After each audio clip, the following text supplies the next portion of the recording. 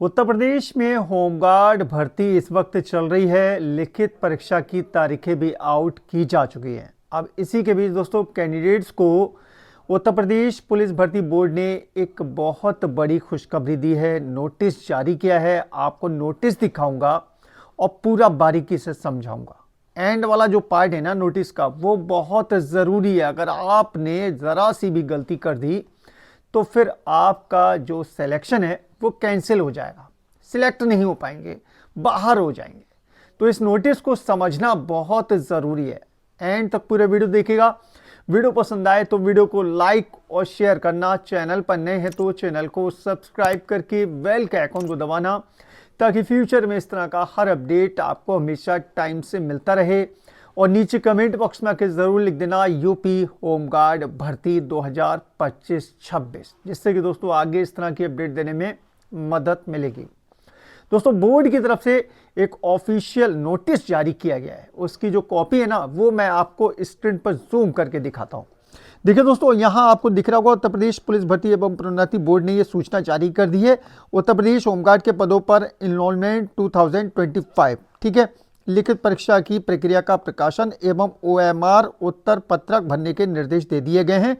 5 फरवरी को दोस्तों ये जारी किया गया है। हो सकता है आप लोगों ने देख लिया हो, लेकिन इसमें जो एंड वाला आखिर वाला जो पहरा है ना वो आपको समझना बहुत ज़रूरी है। मैं आपको बारीकी से समझाऊंगा। देखिए दोस्तों, यहाँ पर जो परीक्षा है ना वो पूरी ओएमआर बेस्ड है, ठीक है, यानी कि आपको केवल यहाँ पर ओएमआर शीट मिलेगी, वहाँ आपको केवल गोले करने। मैं अभी आपको पूरे डिटेल से बता दूंगा। देखिए लिखा है, लिखित परीक्षा वस्तुतः प्रकृति की होगी, यानी कि ऑब्जेक्टिव टाइप की होगी। परीक्षा का माध्यम पेन और पेपर होगा, ठीक है, आधारित होगा। यहाँ पर 100 प्रश्न आपको दिए जाएंगे और 100 नंबर के होंगे, यानी कि एक प्रश्न 1 नंबर का होगा, जिसकी अवधि दोस्तों 2 घंटे की रखी गई है। 2 घंटे मतलब दोस्तों 120 मिनट।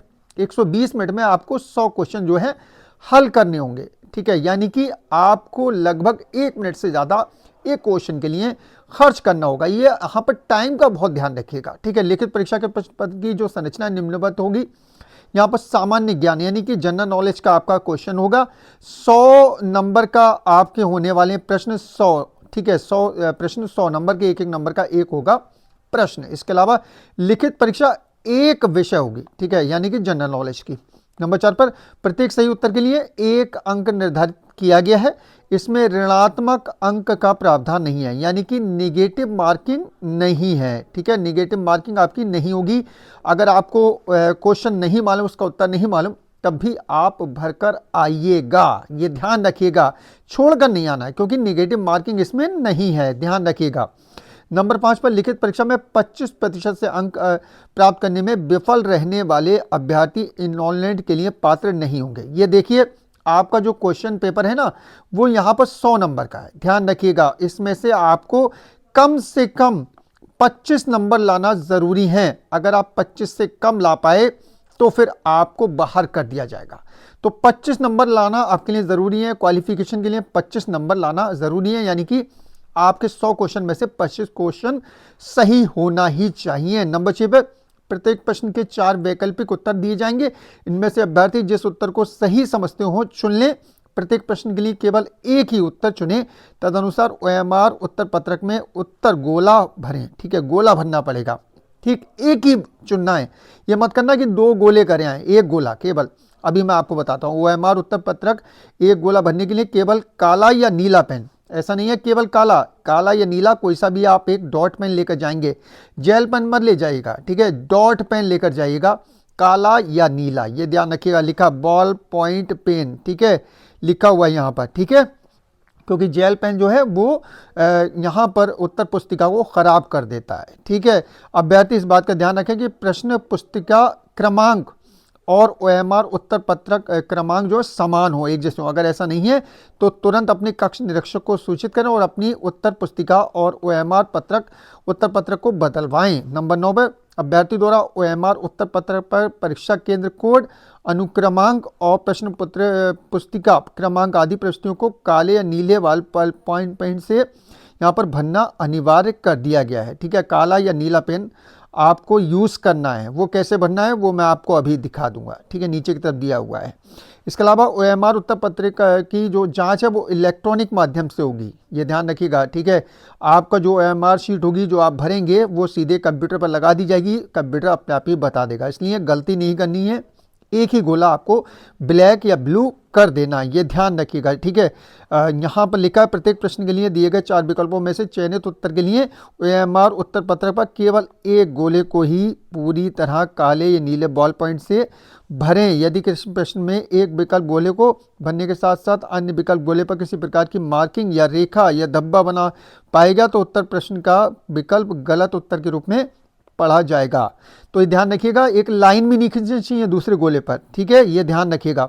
अब देखिए यहाँ इन्होंने लिख दिया OMR उत्तर पत्रक भरने हेतु उदाहरण के लिए ये उदाहरण इन्होंने दे रखा है। अब मैं समझा देता हूँ, यहाँ पर इन्होंने 3 एग्जाम्पल दिए हैं, इसको और जूम करते हैं। देखिए आपका अगर परीक्षा केंद्र कोड ये कैसे भरना है, देखिए सबसे पहले तो यहाँ आपको परीक्षा केंद्र कोड आपका यहाँ पर रहेगा, ठीक है, ये है रहा 01101, ठीक है, ये आपका रहा, ठीक है। आप 01101 इसको कैसे आप करेंगे, 0 को एक आपने ब्लैक या ब्लू कर दिया, ये कर दिया मैंने 0, 1 को करना है तो 1 ये रहा, ठीक है, 1 ये रहा, इसके सामने 1 को कर दिया, ठीक है, ये मैंने कर दिया।